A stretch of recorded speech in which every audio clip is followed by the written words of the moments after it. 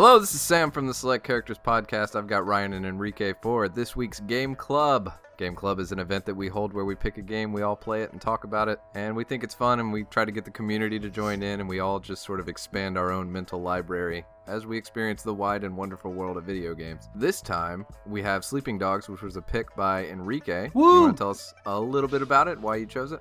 Yeah, two reasons. One, I used to live in Hong Kong, so a game set in that was kind of really piqued my interest. But second of all, Sleeping Dogs is, I guess, the spiritual successor to the True Crime series, which was kind of like a guilty pleasure back in the day. It was near and dear to my heart. When you have a lot of, I guess, GTA clones that came out at the time, True Crime kind of did the opposite. So instead of being a gangster, you were a cop. So it was a really cool thing. But yeah, man, Sleeping Dogs is one of those games that is just genuinely fun to play. It's got really fun mechanics, great handling of the driving, really neat atmosphere, and it's just one of those titles that I think ages really well, and I go back to play it every few months just because it's just genuinely fun. I'm kind of interested in what you guys thought about it. Yeah, I thought it was great. I mean, when I first started it up, I was like, oh, okay, Asian Grand Theft Auto, but it wasn't that. It was really cool. I mean, like you said, the atmosphere is great in the open world. The voice acting in it's really good. I loved the, I guess, camera manipulation, you'd call it. Like, you have that follow camera rather than a free camera, which is a big deal for me because I suck with controllers. So I loved it, but I think that what really stood out for me the most was how much I liked the combat, because at the beginning they give you like all these combos, to do to pull off all these different moves, and I thought to myself, I was like, man, I'm just gonna end up mashing buttons like crazy, just because it's like they were giving you like 4 or 5 combos, and I was like, I'm not gonna use those, but I ended up, like, as I was playing, I ended up using them quite a bit. And then the glory of the environmental kill. Yeah. Dude, oh god, the environmental kill is like probably the best thing in that game. Yeah, it's freaking awesome. Did you do the little, I guess, the side street fight missions you could do in the world? No, I mean, Did some chicken fighting. what do you mean? Like, yeah, I was gonna say I did cockfighting for about an hour and a half. So. Yeah, there's that. No, but like there's random like it's just one of those side things where I guess there's like an underground fight club that you can join. And you kind of just go up the ranks. Yes. I didn't get super far into that, but I know what you're talking about. Like are you talking about like the school? Like after you do that, the fighting school, you can then go and fight. Yeah. And then one of the DLCs sends you to like an island to be in a fighting tournament. Right? Yeah, it had like the 1970s Bruce Lee motif, which I thought was kind of fun. Yeah, I've always liked that as a plot point. Go to mysterious location for a fighting tournament. I'm in. Yeah. I think that's part of the reason I liked the game, because it felt like it didn't take itself too seriously. Yeah. It was just, it was supposed to be kind of slightly campy Hong Kong, police action movie, and you're the star, and like I think that's kind of one of the draws it has. I would say they totally nailed that as a thematic sort of choice. Oh yeah, you have the the road cop that doesn't play by anybody's rules. He's got a chip on his shoulder. And like deep undercover. Yeah. It's pretty cool. I liked it. And the opening scene really set the stage for all that stuff with the cutscenes, and then the chase through the market with all, like, the terrain was just very dense, and you were doing all your cool parkour moves and running and jumping and the rain, and that opening sequence really kind of sold me and just set up the entire thematics of the whole game. Yeah, it's been definitely one of my favorite titles. What did you guys think of the driving and the car play in the game? I appreciated it very much because when I bought Grand Theft Auto 5, that was the first time I'd played Grand Theft Auto, and I was absolutely terrible at driving in that game. But Sleeping Dogs, I'm much better at it, and I don't know what in particular caused that. Either way, the driving in Sleeping Dogs just felt a lot more natural and fluid to me. Which is funny because, at least from what I've heard, Grand Theft Auto 5 is supposed to be more realistic in regards to how the cars handle, but it kills me because I feel like I'm driving on ice with Grand Theft Auto, like the handling and just the turning and everything. And with Sleeping Dogs, it's arcadey enough to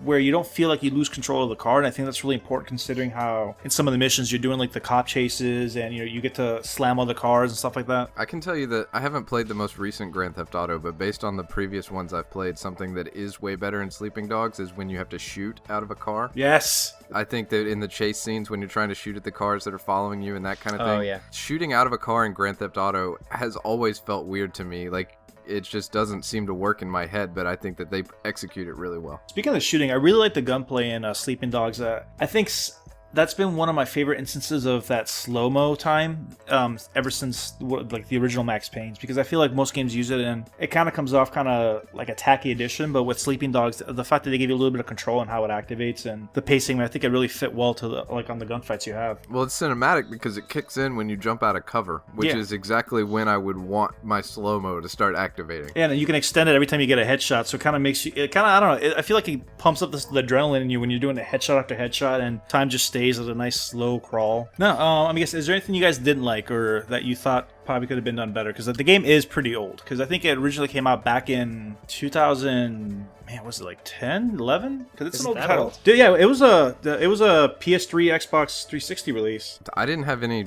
I mean, I generally, I'm not like a graphics pay attention to kind of person, but I would say only mainly in the cutscenes did that stuff give it away. I was playing the definitive edition, so I don't know if they updated the graphics for that or whatever, but actually playing the game gameplay-wise, I thought it was totally smooth. That's still some really good-looking wet pavement.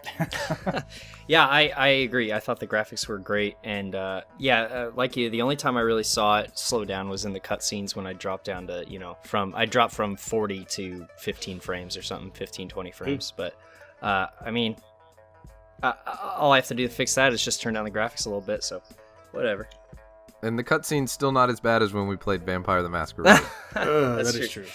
I think really the only thing that bothered me when I first started playing was I thought the running animation looked kind of weird. Like they have all the models have kind of weird shoulders, like they're kind of shrugging their shoulders, especially Shen Wei, what's his name? Shen Wei. There we go. His model kind of feels like he's shrugging a little bit, and that distracts me quite a bit. I know, speaking of the running animation, that's one thing I remember I didn't like, and it still hasn't been fixed, but I guess it's really hard to tell when you're sprinting because it feels like the running animation doesn't really change as much. Mm-hmm. Like, it feels like you're shrugging a little bit more and your character's moving. But you're not really leaning into it.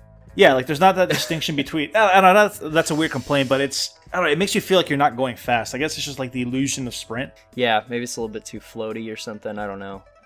But I mean, other than that, the only... I'm really nitpicking here, but I had a big problem with the cameras when you have to hack them. Oh, you yeah. have to guess that code. I drove myself crazy with that.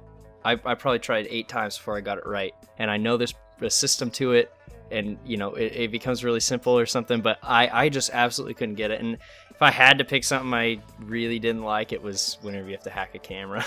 Actually, going back to something you said earlier, because I remember your first thought was that it was pretty much like a GTA clone set in like Hong Kong. I guess what made you change your mind on that? I guess the reason I'm asking is because I think the biggest known game that I kind of compares to that is probably like GTA and Saints Row. Yeah. And Saints Row is one of those titles that when it first came out, it pretty much did feel like a GTA clone, and then Saints Row 2, they're like, oh, let's make it a little bit more lighthearted, and then by 4 they kind of went full retard, and there's aliens and all and superpowers and stuff like that. But I always felt like with those open world games, they were always trying to copy like the Grand Theft Auto cookie cutter mold, just because like, hey, that's what works, so let's stick with it. So I know a lot of people had that complaint when Sleeping Dogs was first announced. They looked at it, they're like, oh, dude, it's a GTA clone. But at least for me, I know that was like, I was pleasantly surprised when it wasn't. So I'm just kind of interested. Yeah, I think, when you first get into the game, you think it's like a GTA clone because it looks like one and it operates like Grand Theft Auto does, but in just like kind of a weird way, I think it's mostly atmospheric. At least for me, it's not GTA, and I think that's like the easiest way to describe it. You start playing it and then you realize, what, this game isn't Grand Theft Auto. It's got a identity of its own. Right. And I think that the story, I don't think is a slouch. Like, I'm interested in the story and I want to see it through to the end. So I don't know. I think you just get in it and you recognize a lot of the same systems that are in Grand Theft Auto, but in the end, it's not the same game. Yeah, that's one element that I wish that I could speak more to is the story, because I didn't get deep enough into it to really have a sense of that. But yeah, what I thought is that it's one of those plots that's not the most clever or inventive or creative, or it's just one of those solid, gripping, interesting stories. Undercover cop infiltrates the Yakuza or triads. Yeah. They basically gave you this anti-hero guy who has a big mysterious past because he lived in the States and now he's back in Hong Kong. and he knows all these people. He knows all these people from his childhood and stuff. So it makes you intrigued. It makes you wonder about Shen Wei and like what he's done in his past. Yeah, and is that stuff boilerplate? Yeah, sure, maybe, but is it interesting? Absolutely. Yeah, I mean, that's tried and true narrative. You're like, I don't want to spoil the story because I mean it's predictable in the sense that like I'm sure you've already seen a couple of, like red flags as you're progressing like from what you've played. It's very structured, I guess, or very procedural in the way like, okay, yeah, I know this guy's gonna buy it, or like, oh, I know what's gonna happen with this person, kind of thing. But even me having played it already and knowing what happens and knowing all the twists and stuff like that, it's still an enjoyable experience in the same way that watching John Wick multiple times, you still get a kick out of it, even though you know what's going to go on. Yeah, and I think that you have this contrast between him, Shen Wei doing police work and then doing criminal work at the same time. He's undercover and all that stuff, and it creates this story that's a lot more complex than it would seem. And even if you may see something coming in one aspect of the story, you don't know what's going to happen on the other side. Right. So I think that lends a lot to the depth. That's it, man. I just think it's one of those games very well made, and it's not. I don't know how to say that it's really good, but it's not doing anything that's like it's gonna break the mold or is gonna change games forever. It's just something really well made. Solid. Yeah, that'll work. I think it's a solid game. Yeah, for by sure. all accounts.